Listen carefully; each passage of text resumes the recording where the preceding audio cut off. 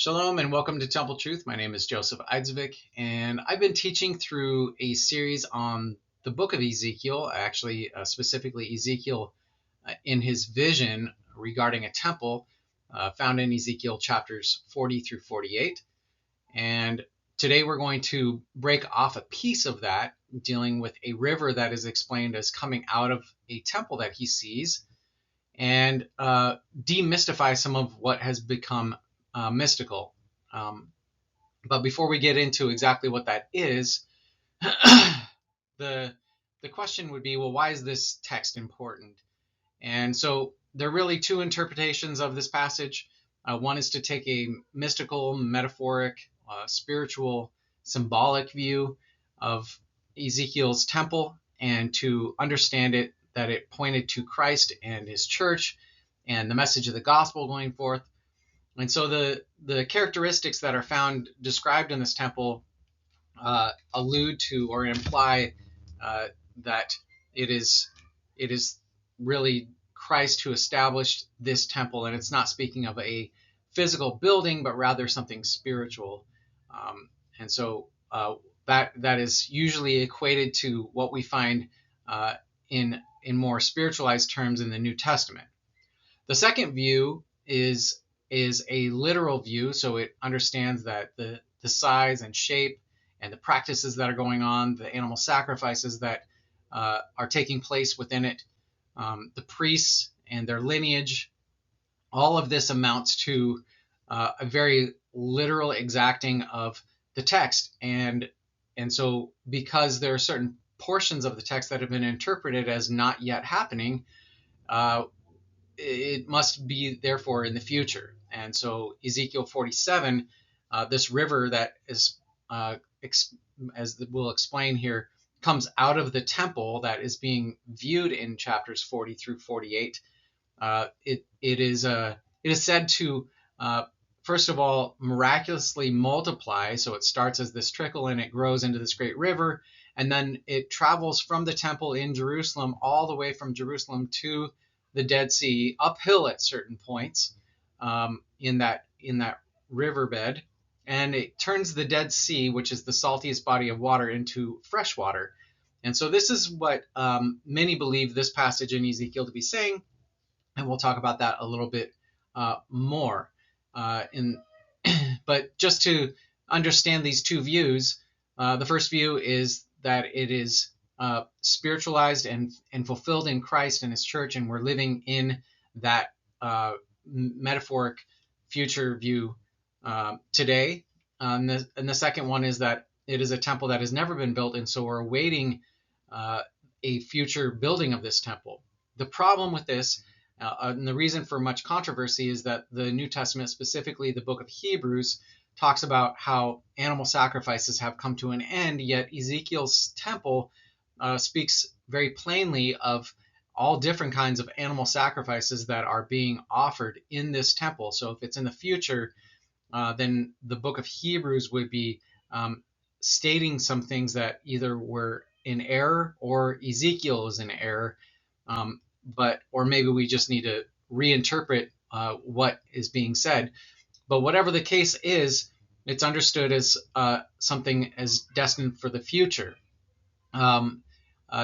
Just to give a little bit more about this temple and specifically this river passage, this temple, if understood as already fulfilled in the past spiritually, would negate the idea that there is a blueprint or animal sacrifices going on in the future, according to passages that are claimed to be so-called future temple passages.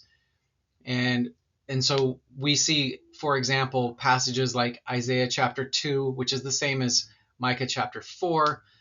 We see Zechariah 14 verses like 16 through 21 as another passage that is claimed to be a future temple passage. And so this passage in Ezekiel ends up being the longest of those future temple passages, and so it is probably the most focused on when people are trying to apply support for a future rebuilding of the temple, which we see going on today. Many Christian Zionists are claiming that there will be a future temple, and they refer to Ezekiel chapters 40 through 48. And because the belief is that Ezekiel 47 claims to have a river that runs into the Dead Sea, and the Dead Sea turns into fresh water, we can understand that that is a very simple part of this prophecy that can be tested. It's as easy as looking at the Dead Sea and noticing that it's still salty. And so if we're to follow this interpretation, then clearly this prophecy has not come to pass, and that the Dead Sea still remains as salty as ever.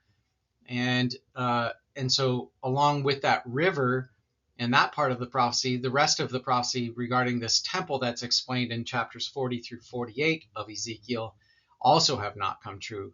So this video is to demystify some of that and to bring it back into its historical context, which I believe has its fulfillment in the Second Temple, and I'll discuss that as we go through these slides here today. So like I said, there are two miracles of Ezekiel's river. There's really a third one, but it's not really the one that's focused on. The future view fulfillment understands this, and that is that the first miracle is the multiplying of waters. And so we read about it in Ezekiel 47 verses 2 through 5, which talks about that from inside the temple there was some sort of water spurting out, it says. You can see it underlined in the text that I have on the screen. And that when it started, it reached only to the ankles. And so this is a very shallow depth. Yet by the time that Ezekiel walks out some 3,000 or 4,000 cubits from the temple, so roughly, what would that be, a mile or a little over a mile, maybe even a mile and a half, he gets to a place where the river is so deep that he can't cross it. It's enough water to swim in, and he can't cross it without being pushed around by the water.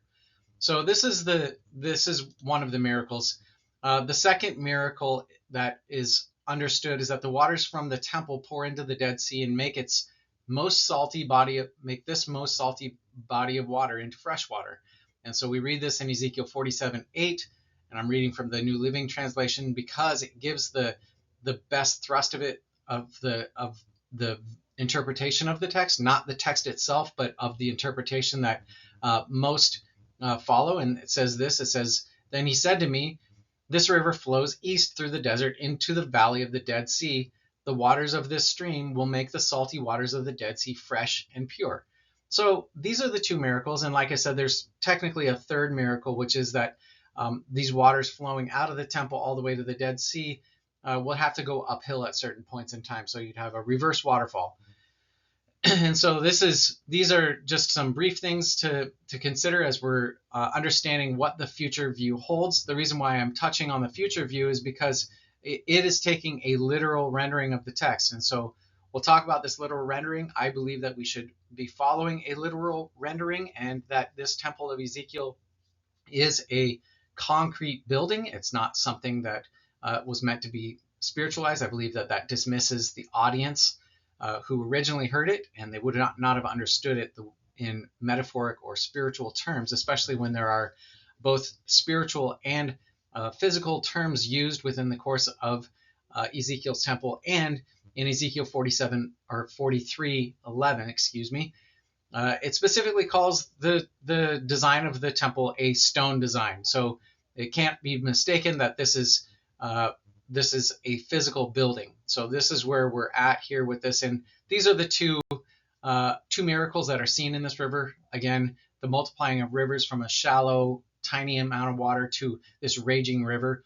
And then the second one, that the waters trickle out of the temple and then eventually reach the Dead Sea and turn it into fresh water. So these are the miracles that we see here. So I want to first deal with the multiplying of waters, this first miracle, and talk about it a little bit, just to give you the text again on the screen, Ezekiel 47:2 through 5, which talks about how the water was spurting out of the temple and it was flowing out from the south side of the temple. It doesn't mean it continued to flow out south, as we'll see in a minute, that the direction of that river changes, but it was flowing out of the temple from the south side, and then it goes on to excuse me, goes on to describe how it's very shallow, and then later it becomes this raging river. And so the multiplying of these waters is the first miracle, and it's not the most popular understood. More people latch onto the idea that the Dead Sea is turned into fresh water. I mean, that would be a more identifiable miracle. But this is what Ezekiel 47 points out, is that there's this miracle of it multiplying, kind of like how Jesus multiplied loaves and fish. This is how many take this passage to mean. And so just to give some commentary to this, Keel and Delitzsch in their commentary on Ezekiel 47:5, they say a natural river could not increase to such an extent within such short distances, unless indeed other streams emptied themselves into it on all sides, which was not the case here. So Keel and Delitzsch entirely dismiss that there are any other rivers flowing into this stream, and so therefore it establishes the idea that this is a miracle of multiplication, like miraculous multiplication. And so this takes center stage in this particular part of Ezekiel 47 in verses 2 through 5, and yet we have a contrasting commentary coming from in a more past fulfillment. So Keel and Delitzsch agree with a future fulfillment, but here's a view from a past fulfillment, but not from the metaphor side of things, not to spiritualize the text, but to give us some sort of how can I say, like, concrete establishing of some things from history, and maybe some evidence from archaeology. I don't even know if you really consider this archaeology, but the water levels around the Kidron Valley, right outside of Jerusalem, and how high they are.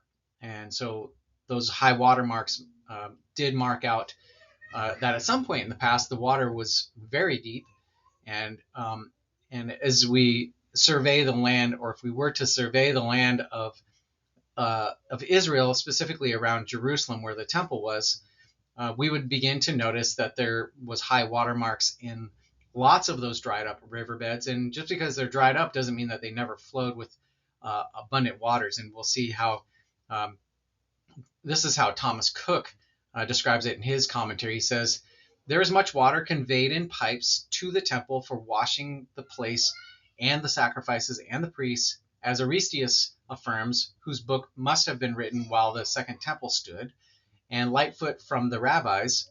And the nature of things shows, which means he's speaking about the watermarks in the landscape. And if I understand Loth right, they ran out to the east end of the temple, and these several pipes uniting their streams with one another, and with the water of Siloam and Kidron and other springs, which were formerly more plentiful around Jerusalem than in later times, and with waters from cisterns might in a short space grow deep and considerable, and might also have trees on their banks. So Thomas Cook actually considers that there were other springs, other streams that were being poured in. We know that in times past that men had developed ways of cultivating water to bring it into Jerusalem, and they did that by way of pipes. And we'll read about that from some of these references that Thomas Cook gives in just a second. But what this tells us is that there might be a reasonable way to consider how could this have been viewed, or how is this being fulfilled, and could there actually have been a river that came out of the temple in Jerusalem at times past, not necessarily awaiting that in the future. So we'll talk about this more in detail. So to give that verifiable understanding of Thomas Coke some further, how can I say, like, description, we're going to go through some places in Scripture and in history that help us understand more about what Thomas Coke had pointed out, which is that this river multiplied not because it was miraculously multiplying just to multiply, but that it was fed by other water sources, other streams, other cisterns, pipes that were even maybe man-made.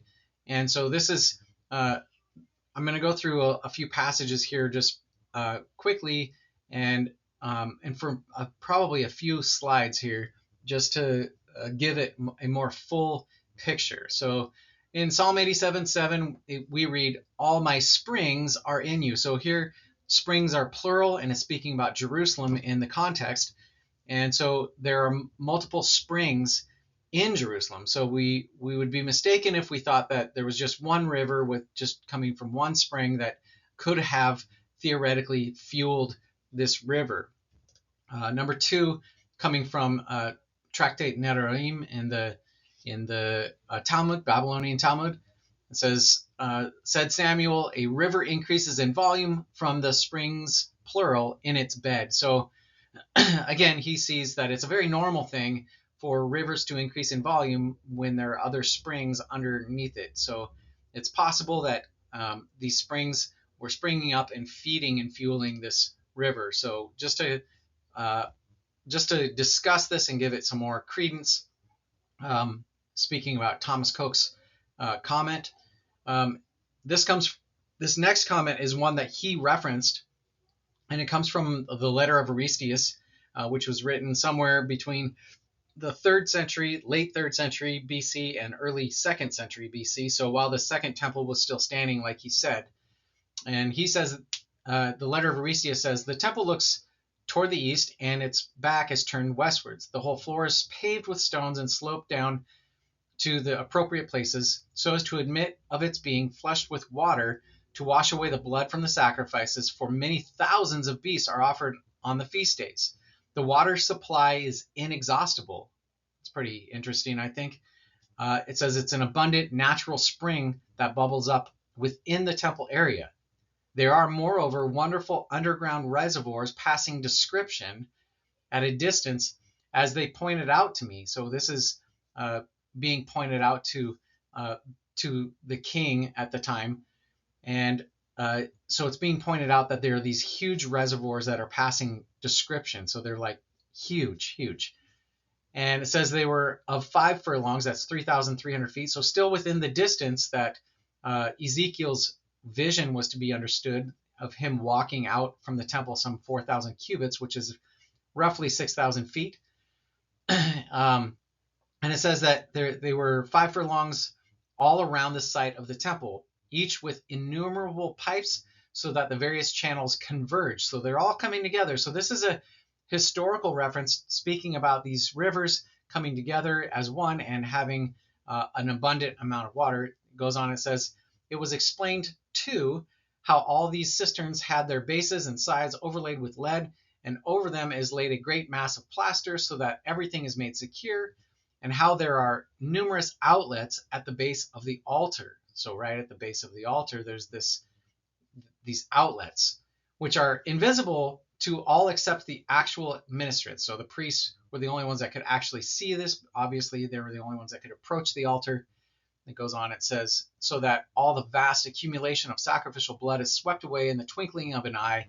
Such is my belief as to the nature of the reservoirs, and I will explain how it is confirmed. They led me more than 4 furlongs out of the city, and at a certain place bade me stoop down and listen to the rushing noise of the meeting waters. Thus was the magnitude of the receptacles made evident to me as I have described them. So here Aristeas makes an unmistakable identification, pictures this very well, that the water flowing out of the temple from under the altar was a rushing, at least it made the noise of a rushing river. He could hear it under the ground. This has got to be some sort of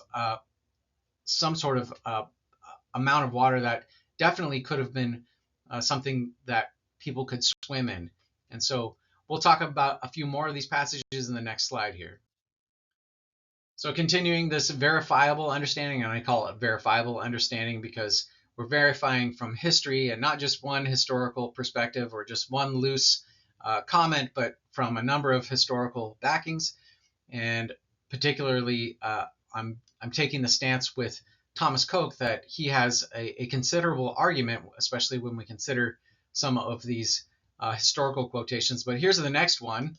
It comes from Tractate Pesach in the Babylonian Talmud. It says, "But then there is the matter of blood, in which the All-Merciful has said, 'No soul of you shall eat blood.' And yet we learned in the Mishnah, he tossed the blood on the top of the altar 7 times. Then did he pour out the residue of the blood on the western base of the outer altar, and that the residue of the blood sprinkled on the outer altar he poured out at the southern base." So he's pouring the blood out at the southern base. And then it says that the 2 streams on the north and the south here, the 2 streams of blood then mingled together in the flow of the surrounding channel and flowed down into the Kidron Brook. So the Kidron is the main valley just to the east of Jerusalem, and probably is most likely the place that Ezekiel ended up when he was walking out in his vision in Ezekiel chapter 47. He was ending up somewhere in the Kidron Brook. And so we see that this blood that was coming from the temple, for it to be carried all the way down to the Kidron Brook, would require much more water than just a small trickle or spurting out. It would require some sort of magnitude of rushing water. It couldn't come in little spurts. And so we have to understand that this was being cleansed or that the blood was being cleansed, and that the water was able to wash away that blood entirely when the sacrifices were offered. So here's one example that depicts that water coming from the temple as at least enough water to create some sort of river flow down to the Kidron Brook, and then it would eventually be washed away from there. Here in Tractate Yoma 77b through 77a, we read of the progression. This is a very detailed description of the progression of that river, starting in the temple and then finishing in water that you could swim in, just like Ezekiel describes it. And so this is what it says. It says, "The spring that flows from the Holy of Holies at the outset looks like the antenna of locusts." So it's very thin. When it reaches the entrance of the sanctuary, it becomes like the thread of a warp. When it reaches the hall, it becomes the thread of a woof. So it's just getting bigger, like the mouth of a flask, I think is the next one. And then it says, when it reaches the entry to the courtyard, it becomes as large as the mouth of a small flask. That is in line with what we have learned in the Mishnah. Rabbi Eliezer ben Yaakov says, "And through it the waters are ready to trickle forth and issue out from under the threshold of the house. From that point onward, it continually gains forth," so it's continually building up, "until it reaches the entrance to the house of David.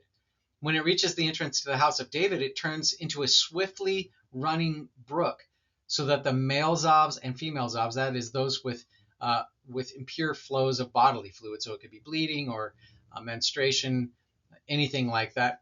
And so the male zobs and the female zobs, menstruating women and women after parturition, may immerse for cultic purification." Immerse means that they have to be completely submerged.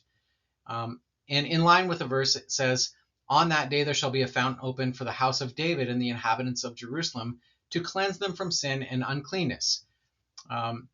So just as a side note here, it even gives us that the prophecy from Zechariah 13 has a fulfillment in what the writers of the Talmud believe was in the past. And so they identify that this that this river that flows out of the temple started as thin as the antenna of a locust, and then becomes this huge flowing river, swiftly running brook is what it says here, and that it's even deep enough for cultic purification, which required the complete submersion of the body. So this is another very good descriptive from history, from times past, from those people who were around and were eyewitnesses to the temple and how it looked and operated. And so we see here that also Ezekiel 47 is quoted in this text. and that it is what's brought forth as equivalent to the prophecy from Zechariah 13:1, which is that there would be a fountain open for the house of David to cleanse them from sin and uncleanness. So this all accumulates some of the other questions that maybe pop into our heads about other portions of Scripture that may or may not have been fulfilled. And so this is just eyewitnesses giving us their testimony. It seems to be non-biased to me, but I could be wrong. If you want to try to prove me wrong, feel free to put a comment in the comment box. Continuing with these historical proofs, we read from Tacitus in his book Histories. Now, Tacitus was a historian in the late 1st century, early 2nd century AD. So he writes this after Yeshua, Jesus, and his disciples have gone through their ministry, and but he's getting his collection of data and his information from prior historians, and he doesn't say exactly who he got this from, but this is what he says regarding the temple that he sees in Jerusalem. And remember, he's a Roman historian, he's not a Jew. And so unlike the Talmud that I just mentioned in the previous slide, and Aristeas, the letter of Aristeas, which seems to kind of take a Jewish or maybe a Hellenistic approach to this temple. Here we're looking at it from the Roman perspective, so I hope that this gives even more a colorful set of historical mention. So this is what Tacitus says about the temple in Jerusalem. He says, the temple resembled a citadel, had its own walls, which were more laboriously constructed than the others. Even the colonnades with which it was surrounded formed an admirable work. It contained an inexhaustible spring.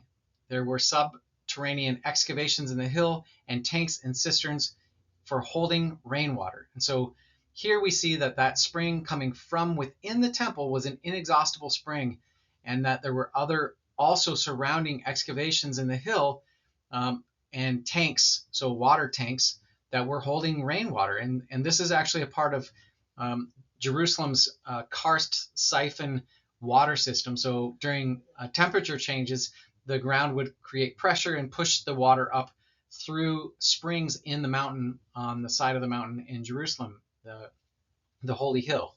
And so this is what Tacitus is describing, and he sees an inexhaustible spring coming from within the temple. I'd be amiss to not include Josephus amongst these historical references, and this is what he mentions. He says, there were moreover several groves of trees and long walks through them with deep canals and cisterns. And he's describing Jerusalem when he says this.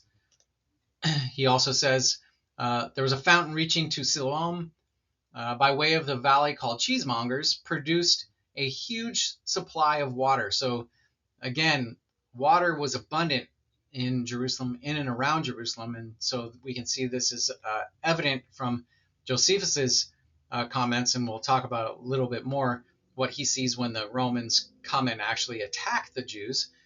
And then he also mentions this. He says that dead bodies are first. So during the war between the Jews and the Romans, there were many dead bodies, and so the Jews had been really recessed back into the temple and into the temple walls, and yet the arrows and maybe some of the men of the Romans were able to get through and kill some of the Jews. But the dead bodies, both of Jews and Romans, that were found within the temple precinct, within the walls of the city, they must have smelled really bad, because Josephus speaks about the stench, and then they do something that we would do. He says that the dead bodies were at first sought to be buried, but because of the stench, they are dumped into the ravine below the temple. So there's a water running below the temple. So just outside the temple, there's running water. And so this idea that this small trickle couldn't have become a great river should not escape our notice. It should be a very real possibility from times past. here we see they're dumping dead bodies into the river to cover up the stench. And so it's kind of the way that toilets work, covering up some of the stench when we use the toilet. So this is not to be crude, but just to give you a better depiction of what was going on. There was clearly running water in the ravine below the temple, so not too far away. Going back again to the Talmud from Tractate Sukkah 53a, says, when David dug the pits under the altar, which in fact had not been made in the 6 days of creation, as others claim, the waters of the deep welled up and were going to flood the whole world. And so here, this is I would have to say this is clearly an embellishment, but what it does indicate to us is that at some point it was understood that there were huge amounts of water coming forth from under the altar. And so this is all that I wanted to accentuate on this point. It doesn't really describe the steadily increasing of those waters coming from the temple, or even the direction it's going, but just simply that under the altar there was abundant waters, and this is what was known in times past. To make a statement like this and not have abundant waters coming up, as we see today, so just to make a comparison here, if you were to go to Jerusalem today, you would find that most, if not all, of the riverbeds are dry. And we'll talk about what that signifies to Israel as a nation when we get to the later slides in this teaching. But just to be clear, this number 5 in my slide here is just to accentuate the fact that there were abundant waters at this time and not dried up like we see today.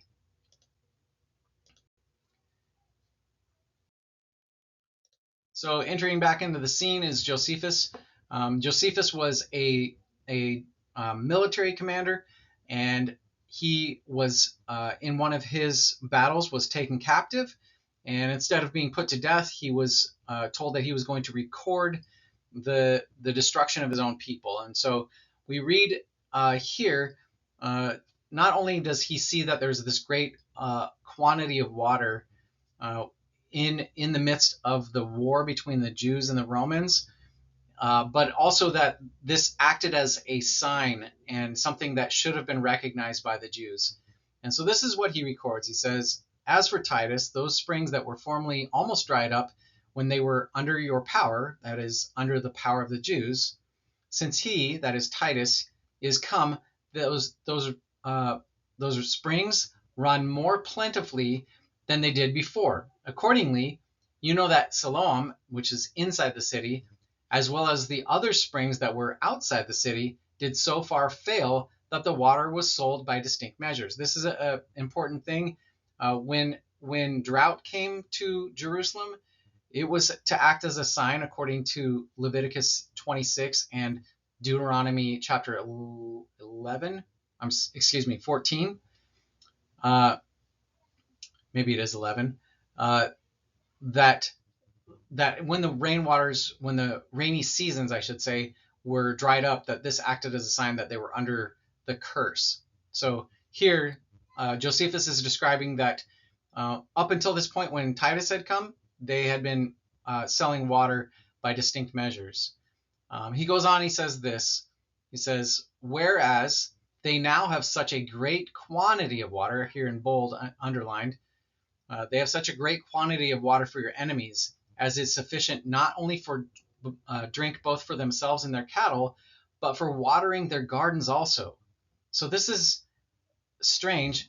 To the Jews, they'd been experiencing some form of drought, and then the Romans show up on their footstep or on their porch, and and there's this abundant water that starts flowing for them, but not just enough for them and their cattle drink, but also that they can water their gardens. Now, this would have been important in battle, because if battles waged on a long time, you would have enough time to grow crops. And particularly, this war took place for about 3.5 years, which would have been enough time to grow food. And so you would constantly be supplied. Not to mention the fact that there were probably fruit trees on the Mount of Olives where the Romans first came in as well.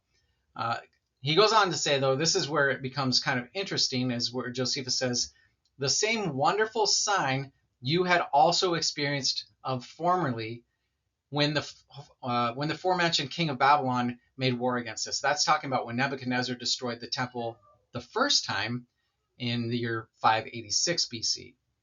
And then he says, wherefore I cannot but suppose that God is fled out of his sanctuary and stands on the side of those who fight against who stands on the side of those against whom you fight. So he's speaking to the Jews. He's saying pretty much that God is standing on the side of the Romans, not on the side of the Jews. But what's really distinct here is that this is a wonderful sign that you had also experienced of formerly. So this had happened in times previous, and so they should have understood this as happening in their own day as well. Here's a really straightforward quotation that comes from the book of Sirach, which is recalling Ezekiel's river, but in about the year 190 BC. So this is clearly during the days of the Second Temple, and this is what it says. Simon the high priest, the son of Onias, who in his lifetime propped up the house, and in his days fortified the temple. By him also the height of the temple was founded, and double building and the high walls of the temple. In his days the wells of water flowed out, and they were filled as the sea above measure. So again, this is not outside the realm of very real possibilities, but the river that was coming out of the temple here is said to is supposed to fill the sea. Like it was so abundant that it could fill the sea. And so it was very clearly in about the year 190 BC, during the days of the Second Temple, this great abundant water. And so when we're talking about the multiplying of waters, it must have been that the converging pipes and streams and other springs were all feeding into this river, and it was flowing downhill into the Kidron Valley, where you would have had this great rushing, raging river, as Ezekiel says that he saw. So not to take away from the impact of the miraculous, we'll talk about why this is miraculous later on in the slides, but just to kind of finish out what is the verifiable understanding of this, we see an abundant stream prior to Ezekiel as well. So like Ezekiel said that they had once experienced this wonderful sign. Wonderful doesn't necessarily mean good there, but just astonishing sign, that there was this abundant stream that had flowed out. Here we have from Scripture itself a text that points out that there was a stream coming from the temple and that it flowed throughout the whole land. So this is what it says. And this is during the days of Hezekiah. So this is roughly late 8th century BC. And it says, now when Hezekiah saw that Sennacherib had come and that he intended to wage war against Jerusalem, he decided with his officers and his warriors to cut off the supply of water from the springs which were outside the city, and they helped him. So many people assembled and stopped up all the springs and the stream which flowed through the land. It actually says through the whole land in Hebrew. They go on to say, this is what the people said. They said, why should the kings of Assyria come and find abundant water?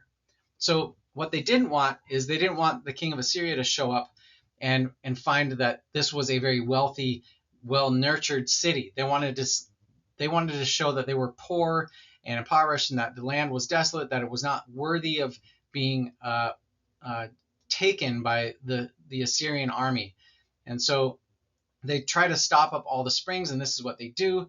But their statement, why should the kings of Assyria come and find abundant water, is clear that if they didn't stop up these springs in the stream, they would find abundant water. And so this stream that flowed through the land, or throughout all the land, is the one coming from the temple. And so we read about this here, and this is one of those previous times in history where this river had flowed with abundant water. And if you were to look at Jerusalem today, like I've said already, you would find that the riverbeds surrounding Jerusalem are all bone dry. And so this has become our lens in which to look at Jerusalem and the temple, is to just accept that there will be water someday coming from it, but clearly not today, and almost as if it's never been.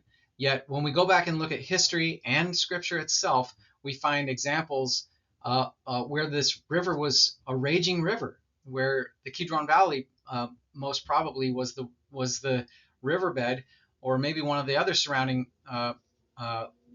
dried up wadis surrounding Jerusalem was the one that Ezekiel was speaking about. But whatever the case is, there's such high water marks that this would be very easy to verify that water had flowed out of the temple in a great abundance in times past. So anyway, these are just some historical references that agree with Thomas Coke's previous comment, and I hope that this gives us more of a picture of answering the question about the first miracle, that is that the water didn't multiply just by itself, but that it was being fed by other streams and cisterns and pipes to become this raging river that Ezekiel sees.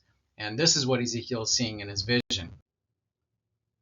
I forgot that I had one more slide dealing with verifiable understanding, but really this is the biblical context. So to give it some sort of timing, I wanted to point out that there was water in the temple during Nehemiah's day. So like I said, you can contrast today's visual of Jerusalem, and you can see that there is obviously no water, no rivers running around the city of Jerusalem today, and definitely not in abundance. Yet in Nehemiah's day, there were two gates that reference water. There was the water gate and the fountain gate. So the water gate is mentioned here in Ezekiel 47:2. It says, "And he brought me out by way of the north gate and led me around on the outside of the outer gate by the way facing east. And behold, water was spurting out from the right side." So this is that water gate that's being spoken of, and we read about it here in Nehemiah 3:26. Netanim dwelt in Ophel unto the place over against the water gate toward the east.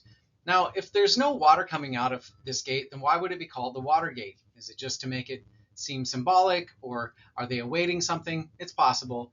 But the fact is that this water gate would also be converging with the fountain gate, and we'll see how that ends up in a later portion of Nehemiah. The water gate is also mentioned in Nehemiah 8, verses 1, 3, and 16. And aside from this mention in Nehemiah, it can't be found anywhere else in Scripture. So it's very, very unique, and it draws your attention if you understand that this water gate is only being mentioned here. It's not mentioned in the first temple.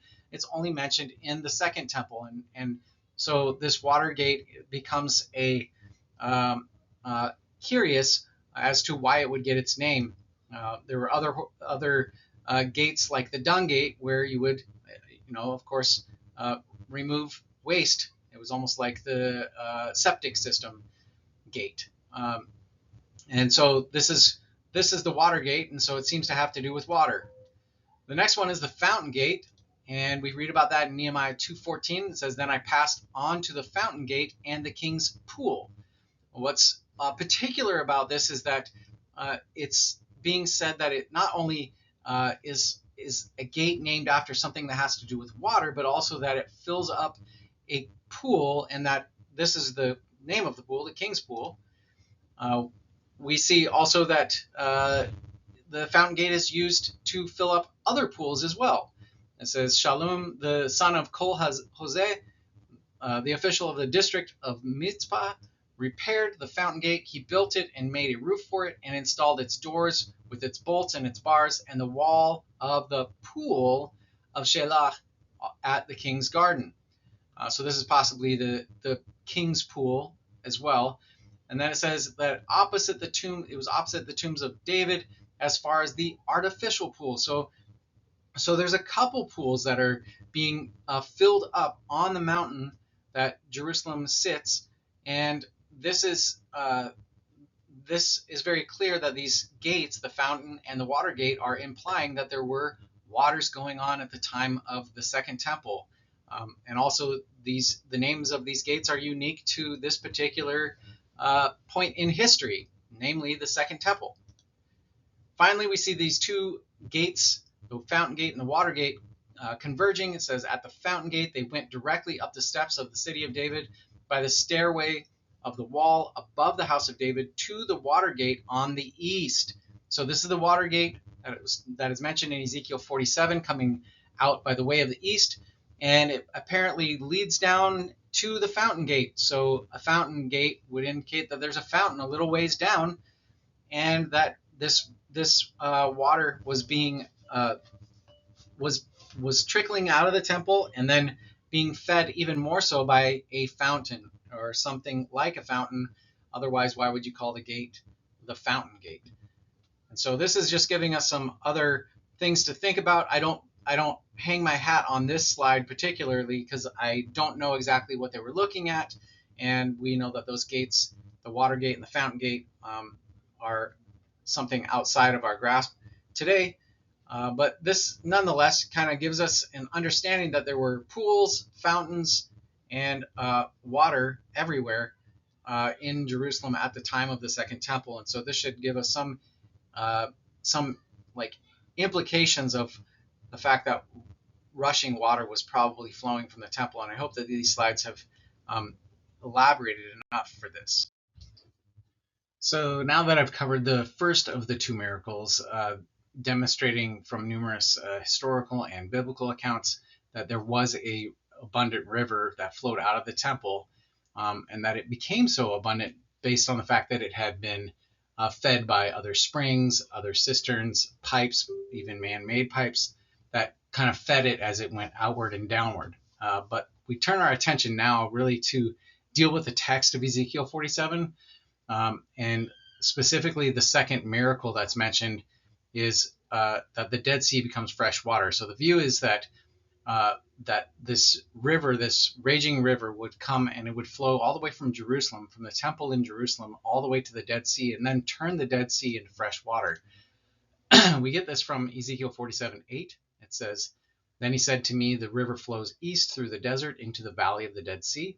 The waters of this stream will make the salty waters of the Dead Sea fresh and pure." And so if we were to evaluate this prophecy, we could simply say that it was still unfulfilled based on the fact that the Dead Sea is still just as salty as it's ever been. We would go even further to say that the temple that's mentioned in the text in Ezekiel chapters 40 through 48 also has not yet been built, because this river hasn't existed at such a point in time where that Dead Sea has become fresh water. This is also to say that animal sacrifices would be returning, that the Levitical priesthood would be reestablished. And so we would see many changes to what we believe about our present situation, and even go against the grain of historical Christianity and what they have understood about animal sacrifices. And I agree with historical Christianity. I do not believe that Ezekiel has pictured a temple for the future, but really that he pictured the second temple. But this is going to require going through some of the text. So I have highlighted in this verse here the word Dead Sea. So it's highlighted, underlined. And so this is really comes from, our trouble comes from a translation issue. The word Yam versus that of the word Yama. And so what is confused here in the text is that this is supposed to be translated as Dead Sea here in Ezekiel 47:8. But really, there are two words, Yam and Yama. Yam, it means sea, or is typically translated as sea. And then the word Yama, which is typically translated as west. If you were to go into an English search engine and look up the word Dead Sea here in Ezekiel 47:8, you'd find that it was listed under its root, Yam, and that it has a wide range of meanings, meaning sea or seaward or westward. And so really these are just a difference of location versus direction, but the two words are distinct. Yam is locational in the sense that it speaks about a sea, so it speaks about a particular signpost, if you will, if you were using directions on the road, whereas Yama speaks about a direction. It's directional, so it speaks west or westward. And so this is where some of the confusion lies, is in the usage of these words. And so we can see this very distinctly in how Ezekiel uses the two words yam and yama. And so this root word, yam, is used 60 times, but of those 60 times it is translated, or of the 60 times it is the word yam, and it's used 37 times by Ezekiel, and every time that it is used, it could be translated as sea or sea word. Yama is used 23 of those 60 times that the root word is used, and every single time that it's used, it is translated as west, except this one verse here in Ezekiel 47:8, where it is translated as sea twice, 2 times. So, and this is our verse under examination. So what we can deduce from this is that the word that should be translated here is not the word sea or Dead Sea, but that we should be translating it as west. John Gill also in his commentary makes this really clear when he says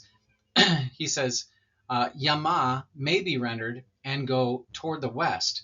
The Mediterranean Sea being to the west of Judea, it is often put for the west, and so the sense may be that these waters should flow both east and west. And we'll talk about why it should still go east and west when we look at a more literal translation of this text. And so here's what this text should read like. It says, "And he said to me, these waters outlet into the eastern region, or eastern Galilee, and go down to the Arabah, and they come westward to the western outlets. They are healing waters." So here we see two different directions. The eastern region, it's actually northeastern region, is where the eastern Galilee is, and they go also west or westward to the western outlets. And possibly we even see a third direction in which it goes down into the Arabah. So the Arabah is just like a desert or a flatland, if you will. And so there's a possibility that it goes into multiple directions. And this is exactly what we see in the text. And we'll be taking a look at how Ezekiel speaks not of just one river that's flowing out of the temple, but multiple rivers, as is demonstrated in Ezekiel 47:9.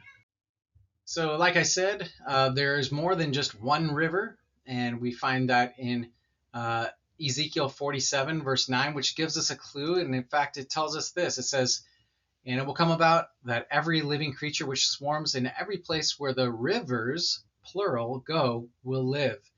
And so what's pictured here is multiple rivers, and we'll see that it speaks of possibly 3 different directions. And so those directions are the eastern Galilee or region. It's actually like northeast of Jerusalem, down to the Arabah, which is directly east and maybe even a little bit south. And then this river goes westward toward the western outlets, like we talked about in the previous slide in Ezekiel 47:8. This is supported further by the prophet Zechariah. It speaks of multiple rivers coming out of Jerusalem in the phrase "half of them," plural. It says living waters will flow out of Jerusalem, half of them toward the eastern sea and the other half toward the western sea. And so there are multiple rivers, and it doesn't list how many, but it just lists them as plural. And so this is how we should understand the rivers coming out of the temple, not a river, singular. Furthermore, we see that Joel speaks of also multiple rivers. In Joel chapter 3, verse 18, he depicts the scene as multiple flowing rivers, which are highlighted by a spring flowing out of the temple. He says this, "On that day, all the brooks of Judah will flow with water, and a spring will go out from the house of the Lord and water the valley of the acacias." And what's nice is that Joel adds something about this spring, and he says that more or less that we would find these waters that went out to the valley of the acacias at the south end of the Kidron Valley. So where we see the major gap in the valley, the south end of that would most likely be the place that Ezekiel was no longer able to cross the raging river in his vision in Ezekiel 47. For those who originally held the future view, which sees only one river flowing from the temple, Ezekiel's mention of multiple, quote, rivers in the plural in Ezekiel 47:9 and the supporting statements of Zechariah and Joel makes us stand strongly against that future view. So instead, what is pictured is an abundance of water in multiple directions, supplying the land, the trees, the wildlife, and especially God's people with the nourishment necessary to live within the land that was promised to them, with all the things that are necessary and indicative that God's blessing had returned. Ezekiel prophesied of this river, which contrasted the situation at the beginning of the book of Ezekiel, that those exiles who were now in Babylon had faced while they were living in the land. Specifically, they were faced with drought, and we'll talk about that a little bit more in some later slides. But for now, we see that it is not only that the river is not going into the Dead Sea, but that it's more than one river. And so this changes the perspective, the picture that most people have had regarding this prophecy, and it explains that there are multiple rivers based on not just what's in the text itself that tells us that there were plural rivers, but also that the prophets attest to this as well. So to help visualize this a little bit better, I have a couple maps up on the screen. And so the map on the left-hand side is what the future temple view holds, which is the red box in the middle is the temple or Jerusalem, and the temple inside of it. And then the red squiggly line going out to the right ends up going to the Dead Sea, if you can see this on the screen. And this is what's pictured. And so this is a very simplified picture, but what Ezekiel describes is really multiple rivers going out from the temple, and you'll see a similar picture on the right-hand side. And you see the temple in the middle in that box, and then rivers going west and east and downward, and then also northeast, just like it had stated, or something along these lines, but not just a single river. And so this kind of changes our perception of what exactly is mentioned. But we should also take special notice that the second map, the one on the right, does not have any rivers running into the Dead Sea to turn it into fresh water. And this is because the text doesn't even speak of it. In fact, the text outright eliminates any possibility of salt waters turning fresh in Ezekiel chapter 47, verse 11, and we'll take a look at that. So in Ezekiel 47:11, we are told that these rivers do not turn the Dead Sea into fresh water. We read Ezekiel 47, which says, at its outlets and its windings and its overflows will not be cured, they will be left for salt.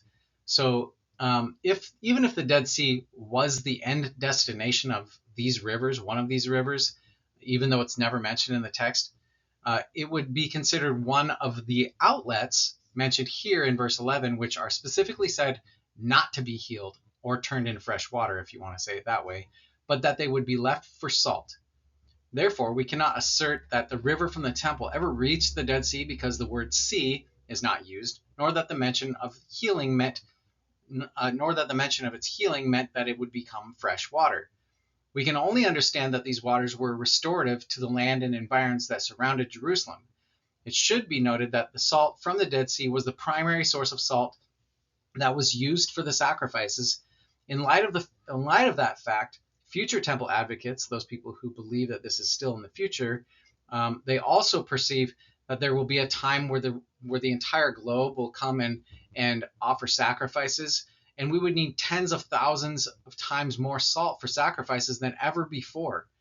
Their interpretation that this river turns the Dead Sea into fresh water is very actually counterintuitive, as a superabundance of salt would be essential for the globe to come to offer sacrifices.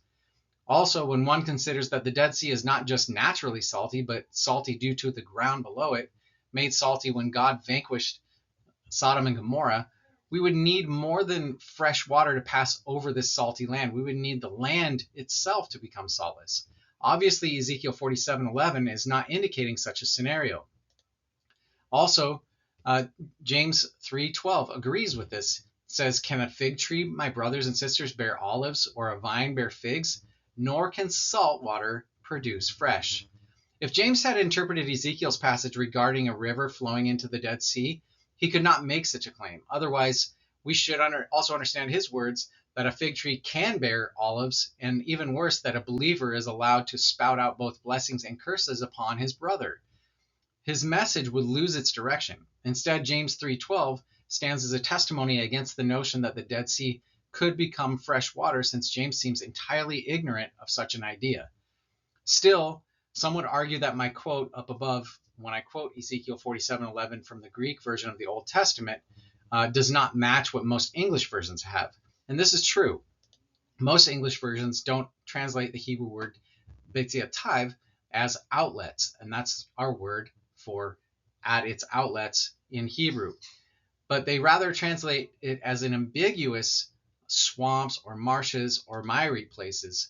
And this is what we see here in the more common translation of English. They base their rendering on the idea that betziativ at its outlets comes from a rare Hebrew root, bitzav, whose root is spelled entirely different to begin with. Bitzah ends with ayin, not aleph, as found here in Ezekiel 47:11. So this is their translations. So the correct translation should come from the preposition bet, and a Hebrew root word yatzah. So this would be at its outlets. And what's crazy is that the Greek translators of Ezekiel understood the much more common prepositional phrase at its outlets from the Hebrew preposition be and the root yatzah. This is spelled correctly, and it conjugates the prepositional phrase properly and without really any difficulty. The poor translation of the English throws off the specification of the Hebrew that betziativ is speaking of the river's outlet and endpoint, and in the path of the river itself. The translation swamps or marshes pictures bodies of water off to the side of the river and does not convey the meaning of the Hebrew nuance, which is vitally important for our discussion here and for picturing what Ezekiel actually saw. In other words, the assumed Hebrew spelling is based entirely on the wrong root in the English translations, but the correct Hebrew root, which the Greek is based on, is translated here at the top of the slide. The correct translation at its outlets tells us what happens where these rivers end, specifically that they are left for salt, not fresh water. Those who argue against this translation also ask the question, well, if this miracle is not about turning the Dead Sea into fresh water, why then does God show Ezekiel this vision?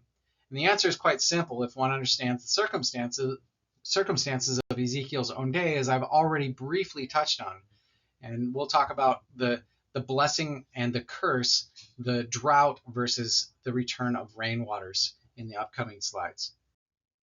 I've entitled this slide, Correcting the Interpretation, God's Blessing of Rain Returns. That's ultimately what Ezekiel 47 is really all about, but I don't want to be correcting the interpretation of this text that the waters from this river are flowing into the Dead Sea and turning it into fresh water, just to say that I'm right. But the way that I want to do it, the method in which I want to do it, is to go back and look at Ezekiel and the audience that Ezekiel is speaking to and what their circumstances were. And so we will go back to his current situation, and that is that there was a curse on the rainwaters, and that curse is ultimately brought about by God himself. God said in Leviticus 26 that he would bless those people with rain if they were he would bless the people of Israel with rain if they were obedient, and he would curse them by withdrawing the rainy seasons if they were disobedient. And obviously, at the time that Ezekiel was alive, Ezekiel was one of those people of Israel who had been taken into exile in Babylon, also part of the curse. And yet he was a righteous man, but his nation was unrighteous as a whole. And so he's speaking to this audience, and so he notices that there is this curse at the beginning of his writings. In Ezekiel 4:17 says, the bread and water will be scarce, and they will tremble with one another and waste away in their guilt. So clearly their guilt had come upon them, and the reason for this is that it was God's doing. God had removed water, a sign of his blessing upon the land, and so these people were wasting away. They were literally dying because there was no food or water in the land. He echoes this again just a chapter later, speaking more directly of what God is doing. And God says, I send against them the deadly arrows of famine, which were for the destruction of those whom I will send to destroy you. Then I will also intensify the famine upon you. So it's very clear that early in Ezekiel's writings that there was this famine caused by the lack of water, the lack of rain that was going on. And again, Jeremiah, a contemporary of Ezekiel, also states the same thing in Jeremiah chapter 14. And it says that that which came as the word of the Lord to Jeremiah regarding the drought. And then it goes on to describe this drought, that they had come to cisterns and there was no water. They had returned their containers empty. So those people who had gone out to search for water, to bring back water, came back with empty containers. The ground is cracked. So this tells us how dry it really was. That it was so dry that the ground was beginning to crack, and that there had been no rain on the land. There's no vegetation. And then this was all all amounting to something that God himself was doing. And he says at the end of this passage, I am going to put an end to them with the sword, famine, and plague. So we know that this is God's doing. God is bringing the curse on the people during Ezekiel, Jeremiah's day, and upon their contemporaries. And so they're running out of resources that would have come by God's divine hand. Now, this is, to put it plainly, Ezekiel was experiencing this major drought in his own day, and his vision was God's declaration that blessings of rain would return and water the land, thus bringing forth life again in the midst of the land of Israel. This is what he's speaking about in Ezekiel 47 when he talks about this river that goes out, and it has plantation, it has plants and fruit and trees, and there are fish swimming in the water. This is all a picture of God's return of his blessing. And so this is what should be the correct understanding as we approach the text of Ezekiel 47, not just simply turning the Dead Sea into fresh water. This is obviously something that God could do, but what would be the point for those people living in exile? This is who Ezekiel's speaking to. So him speaking about the return of rainwaters and water back to the land of Israel, and specifically acting as a sign with water coming from the temple in Jerusalem, it would be asked, like, what's the point? Is this just God trying to show off? And while I believe that God can do such odd miracles as causing abundant waters to be multiplied and water flowing uphill and then into the Dead Sea and turning the Dead Sea into salt, the question still stands: why would that give hope to the people in exile that long to return to just simply a fruitful land? So I believe that Ezekiel is prophesying hope to his contemporaries in Ezekiel 47, and that's how we should be approaching this. Also, we know that Jeremiah was a prophet at the same time as Ezekiel, and he prophesied that the people would be removed from the land, that the land itself would enjoy its Sabbaths for 70 years. So the land would lie fallow, it would be rested, and then they would return. And so this picture of God's blessing of return is based on a timing, really. And so Ezekiel also, before he even gets to Ezekiel 47 and he's talking about this water coming from the temple, he's already encouraged the people that they were going to experience in Ezekiel 34:26. He says that they were going to receive showers of blessing. So recalling not the curse any longer, but contrasting that with the words showers of blessing. And so the blessing of God would return to the land. And then he gives us a timing in Ezekiel 36:8, where he talks about the land becoming fruitful and that it would welcome the people back. And he says that it would be a soon coming. It would be something that they would see soon, not something distant. So speaking to this generation. And in fact, this is exactly what Israel's situation was after their return from Babylon, the blessing of rain. And so we see Ezra 10:9, all the people sat in the public square before the house of God, trembling because of this matter and the heavy rain. So we know that heavy rain is in the mix here. But not only that, but just a few verses later, we understand that it's a regular rainy season. So it's not just like this one downpour, but that it's actually showers of blessing, showers that will be expected, things that could produce crops and fruit for the future. And so in Ezra 10:13, it says, there are many people. It is the rainy season, and we are not even able to stand in the open. So this is really the context of Ezekiel 47.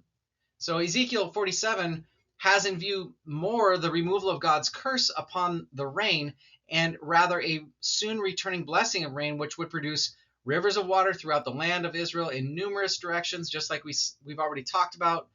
And this is being completely overlooked when one takes the future view and only sees the Dead Sea turning from salt to fresh water. This was also what Moses prophesied to Israel in Leviticus 26, and we're going to take a look at that next. So again, not to beat a dead horse, but to give a little bit more detail and more of the understanding through the eyes of the audience that Ezekiel was speaking to, we have to first understand the blessing and the curse of rain, and that these were a signal of by God of spiritual health. So we read it here in Deuteronomy 11:14 through 17. If you will serve the Lord, he will provide rain for your land in its season, the early and late rain. So these are like expected seasons of rain. So God promised them the early and late rain, because then they would know, okay, when do we plant? When do we harvest? These types of things. When do we store up? And when they were regular rainy seasons, this made it very easy to be the most productive and also to store up the most. He goes on in verse 17 in this passage, he says that he will shut up the sky so that there will be no rain. That's if they are disobedient. So it says, otherwise the anger of the Lord will be kindled against you, and he will shut up the sky so that there will be no rain. So here's their blessing and curse in Deuteronomy 11. But then even more so, we can see that this is what Ezekiel 47:12 is speaking about. And it says that there will be fruit for food and leaves for healing. So we know that this is God providing the intent that he wants to restore the people and demonstrate his love for them by giving them food and healing. Excuse me. Jeremiah 5:24 speaks about that people that was disobedient during Ezekiel's day and their sentiments. And it says that they had pretty much forgotten their God. They do not say in their heart, let us now fear the Lord our God, who gives rain in its season, both the autumn rain and the spring rain, who keeps for us the appointed weeks of the harvest. So God is seen as the one who is supposed to be keeping the weeks of the harvest, but the people have no longer even regarded God as the one who gives this divine blessing. They had been completely overlooking it. And so because of that, God withdraws the rain to demonstrate that he is the one in control. Leviticus 26:18 through 20 also speaks of the curse. It says, if also after these things you do not obey me, then I will punish you 7 times more for your sins. I will also break down the pride of your power, that is the temple, and I will make your sky like iron, that's no rain, and your earth like bronze, meaning no crops. Your strength will be consumed uselessly, for your land will not yield its produce, and the trees of the land will not yield their fruit. So we can see that clearly Ezekiel 47:12 is speaking about that return of blessing of trees and fruit. And so this is more or less what is the context and should be understood. And it is what the people experienced when they returned from Babylon. It had become a fruitful land, and the land was bearing forth its blessing once again, and that blessing came from none other than God himself. So this is what we should understand. Going to the curse, so here we have Ezekiel 26 verses 3 and 4. This is speaking about the blessing, actually. It says, if you will walk in my commandments and keep my commandments and do them, then I will give you rain in due season. So this is your regular rains again being spoken of. Not rain just flooding down at one point and then not really sure when the next rainy season's coming or when the next watering of your crops would come, but it's saying that this is on a regular seasonal expectation. And it says, and then the land will yield their increase, and the trees of the field will yield their fruit. So this is the blessing and the curse. And this is how the people of Ezekiel's time were supposed to be seeing things, but they clearly were not. But Ezekiel, being a prophet, he had spoken of the drought early in his ministry, but late in his ministry, here we are Ezekiel 34:26, I will make them and the places around my hill a blessing. So he's speaking this after they've already been taken into exile. And now he's going to speak to my hill, here is Jerusalem, that it would be a blessing. And so, of course, the people are going to look to Jerusalem and the temple for this sign of blessing. And that sign specifically is said here, God says, and I will make showers fall in their season. They will be showers of blessing. Sorry, it's behind the behind my head there, but that is the phrase that's used, showers of blessing.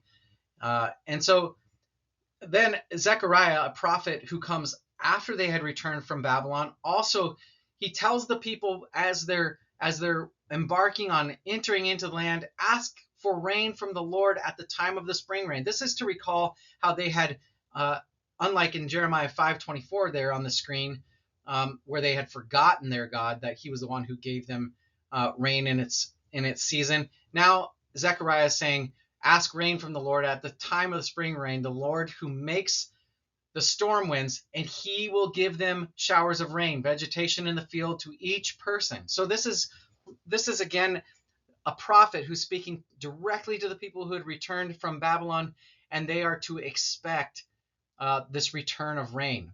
And so we can see very clearly that this is the context, and we'll get to the timing of that really specifically, and that this river has to do with this river coming from God's temple in Ezekiel 47 has to do with the time of the second temple and the exiles returning here in just a minute. And again, Ezra 10:13, there are many people, it is the rainy season. So they had now at this point received the rainy season. Ezra speaking this just shortly after Zechariah 10:1 on the slide there had commended or encouraged the people to pray for the showers of blessing. So the entire book of Leviticus mentions Israel's desolation 7 times. All of the times that the desolation is mentioned, they are mentioned in Leviticus 26 as addressing the curse that God would bring. Yet the length of time of this curse is also given to us in that same chapter in Leviticus 26. So this desolation is depicted to the people and their children and their animals becoming few in number, their streets deserted, their sanctuaries of the temple desolated, and all of this due to the fact that there was a lack of water and crops for the animals and for their own food. Yet all of this was dependent on God opening the waters of heaven to rain down on an otherwise unfertile land. So then the entire desolation of Leviticus 26 was due to a single factor, and that is the lack of rain. The exact number of years, though, in which Ezekiel, Jeremiah, and those exiles in Babylon expected this desolation to occur is given to us within Scripture itself. And the end of this period of desolation would mark out the exact time in which the blessing of rainy seasons would return. So we read in Leviticus 26:34 through 43 that the land will enjoy its Sabbaths all the days of the desolation, that is the curse. While you are in your enemy's land, then the land will rest and enjoy its Sabbaths. All the days of its desolation, it will have rest, which it did not have on your Sabbaths while you were living on it.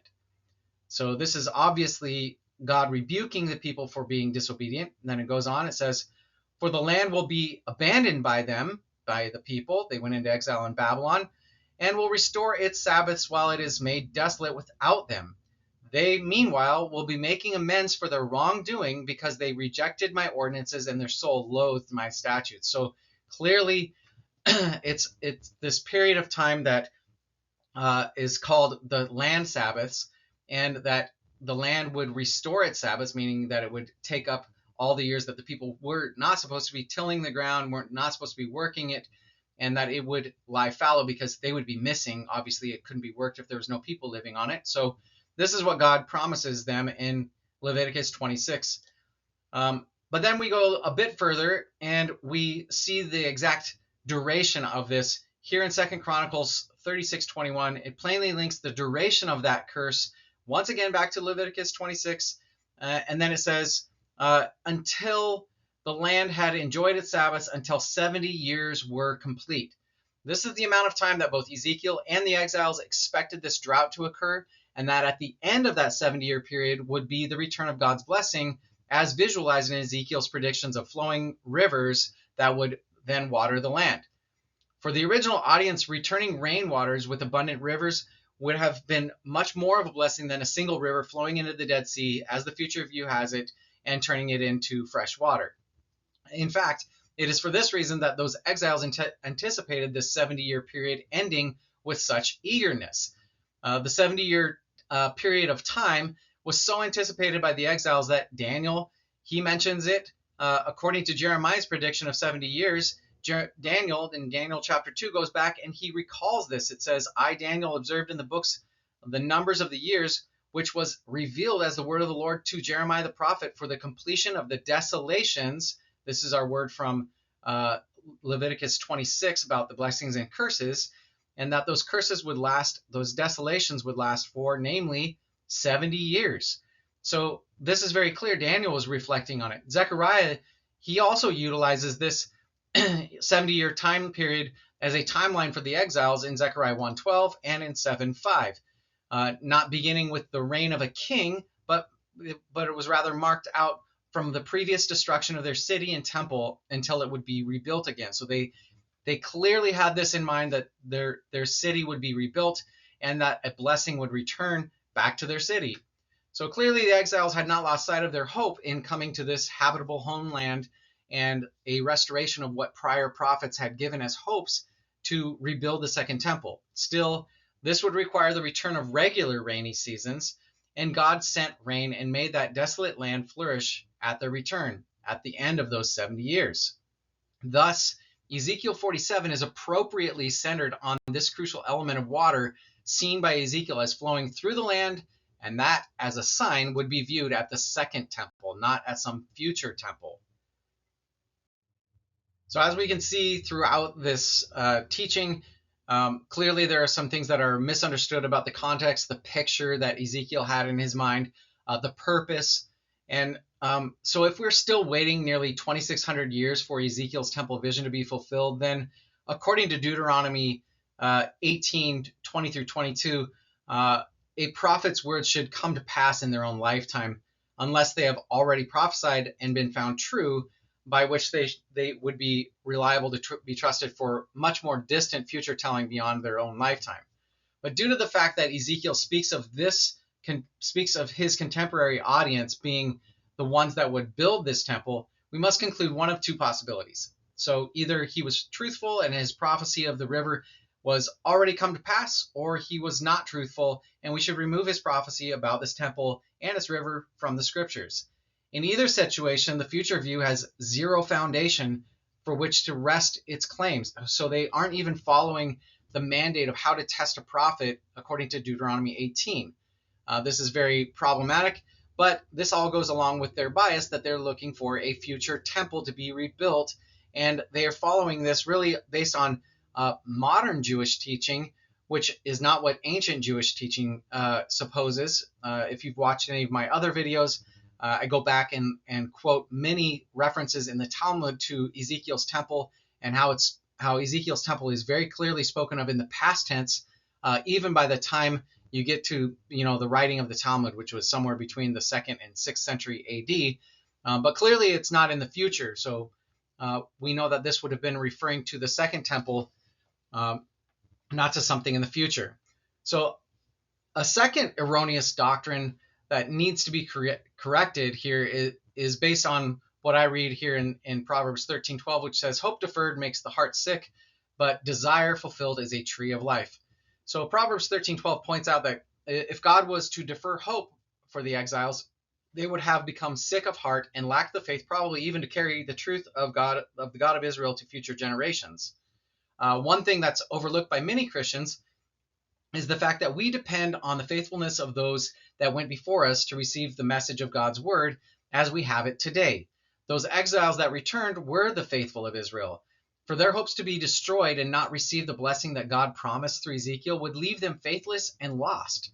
Yet instead, what we find in the scripture is that we find them determined in their faith, and the second generation under Nehemiah, Ezra, and Malachi surfaces to demonstrate the reliableness of God's prophets whom he had sent. So the people were not without hope. Their hope was not being deferred. It was being realized, and that's the reason why they were so willing Joshua and Zerubbabel, who were with a group. They were the first wave of exiles that came in. They passed on this revelation and this fervor to probably people during the story of Esther, and then also to the later writings of Ezra and Nehemiah and Malachi. So, a couple generations removed, at least one full generation removed, and this is how people were carrying forth this this hope, is that they had come to realize a fulfillment of what God had promised. Number 3, in Proverbs 7:24, wisdom is in the presence of the one who has understanding, but the eyes of a fool are on the ends of the earth. So this is short-sightedness versus one who has understanding. And Proverbs 17:24 equates wisdom to being found in the one who has understanding, but the foolish man only has the ends of the earth in view. By throwing Ezekiel's temple and river into the future, it teaches others to overlook the faithfulness of God and his reunion with man in other generations. It's really an egocentric, it's self-centered view that sees us today at the center of prophecy, which is, at times, it fuels anxious longing for the destruction of the wicked instead of focusing on mercy for the lost and deceived. It goes to say these things, but the eyes of the fool are on the ends of the earth. Where wisdom is not found, it is far from him. His mind is wandering after every object.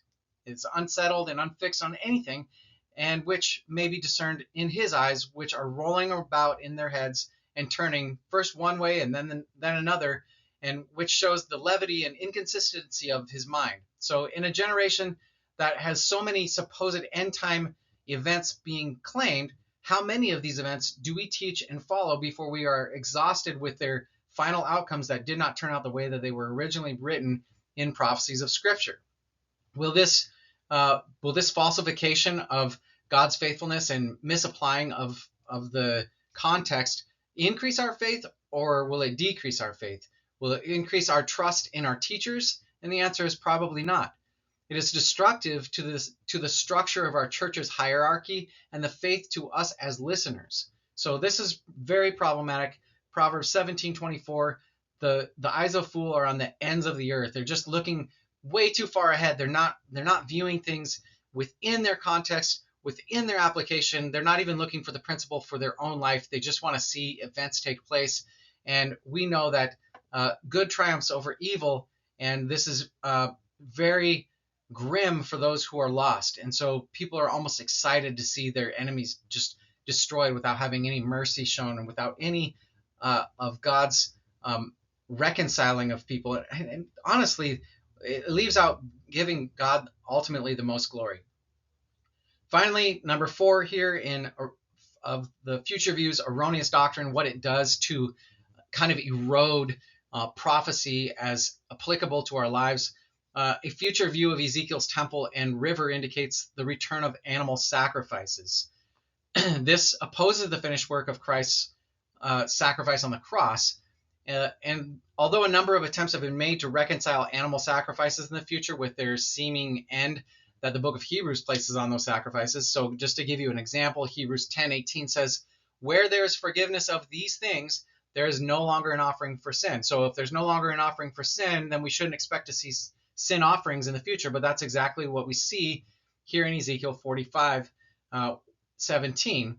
And so it says, the prince shall provide the sin offering, the grain offering, the burnt offering, the peace offerings to make atonement for the house of Israel.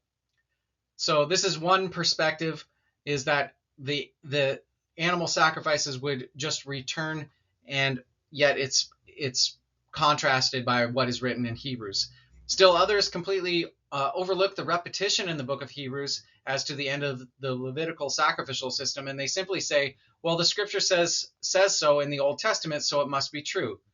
So this should throw up some red flags. If we can't reconcile passages of scripture, we don't just choose one. We don't choose one over the other based on whatever our bias is. This lends itself to diverse teaching and separation of God's flock. It puts people in two camps. It separates even our mind and creates confusion in an individual's mind. And as it stands today, there is a growing movement of so-called Torah-observant communities that push for the reinstitution of animal sacrifices. I am actually one of those.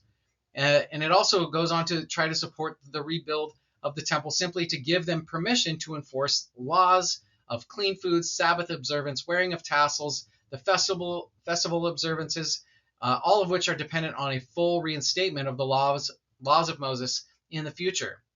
They depend on Ezekiel's vision heavily for this, and I believe that this video clearly demonstrates why the text in Ezekiel dealing with the second temple does not uphold a view of a future temple, nor the return to a full observance of the Torah with all of its animal sacrifices.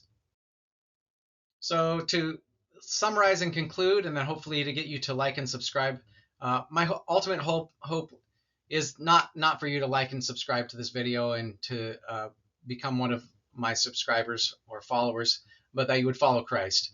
My ultimate hope is that we would not forsake the teaching of the New Testament, which is littered with evidence that we have an existing temple in heaven and are entirely dependent on the workings in that temple.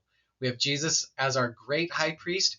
We are his priests, offering living sacrifices through prayers, repenting of sin, taking care of the less fortunate, and aiding others in spreading of the gospel. God's kingdom should be the center of our mindset. Habakkuk 2:14 tells us that as the waters cover the sea, so shall the glory of the Lord fill the earth. I believe this is what is commanded of us in God's word, reconciling the entire world to serve in God's perfect kingdom.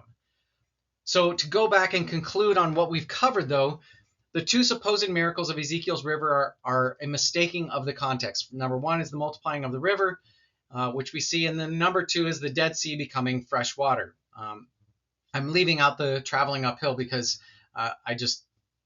that's never really the discussion. More the litmus test of whether or not this prophecy came true is, according to the future view, is whether or not the Dead Sea turned fresh. So these are the two miracles. Number two, the historical and biblical accounts record prior existence of these rivers flowing from the temple in times of Israel's obedience and blessing. The phrase "even throughout all the land" is mentioned in 2 Chronicles 32:4 as speaking about the river in the days of Hezekiah that flowed throughout the whole land. Number three, the correct interpretation is dependent on the context of Ezekiel's own day, contrasted with the circumstances of the returning exiles from Babylon. In Ezekiel's day, there was a curse of drought that God had brought upon the land of Israel by withholding the rainy seasons. So there was not really any expectation to the rain. And then following a 70-year exile, this is what the exiles returning from Babylon would see. While the land enjoyed its missed Sabbaths during that 70-year land rest, the rainy seasons were restored to a faithful Israel, and thus God's blessing to restore the land, the people, and the temple in which he resided was then realized. This is exactly what we see in Ezekiel chapters 40 through 48, and specifically in this teaching today, dealing with Ezekiel 47, which is the river flowing out of the temple. So they were looking to Jerusalem as their center point to recognize and realize the blessing had begun, that it had been realized. And number four, the historical fulfillment of Ezekiel 47's river is in concert with other details regarding the fulfillment of Ezekiel's temple vision. Ezekiel was speaking of the second temple, not some temple in the future. And I hope that I've covered enough of the details. If you have any comments or questions, please ask them in the comments. But I believe that I've covered enough to give enough evidence to show and demonstrate really a new outlook on what Ezekiel's river is that's coming from the temple, and I hope that this is refreshing and teaches you well. So like I said, if you found this video to be helpful or want to engage in dialogue, please subscribe, share, or comment below. I appreciate the interaction, as it is both sharpening of myself as a teacher, and it also, for those of you who are watching and reading through the comments, it helps to sharpen them as well. I do have a full-time job, and I don't always have a lot of time, but I will try to address comments and questions in my videos or in the comments. So currently, in this series on Ezekiel's temple fulfillment, I'm putting together what we know of the dimensions of Ezekiel's temple in comparison to the second temple. And as I've been asked this frequently, and in the comments on one of my other videos, right now I have requests for the fulfillment of the last parts of Zechariah, the last chapters of Isaiah, Revelation, and to cover the New Testament passages that are supposed future temple passages. If you have other topics of interest that deal with the temple and with its iconic standing, please let me know. I will seek to address those in the future videos, and may God bless you. Shalom out.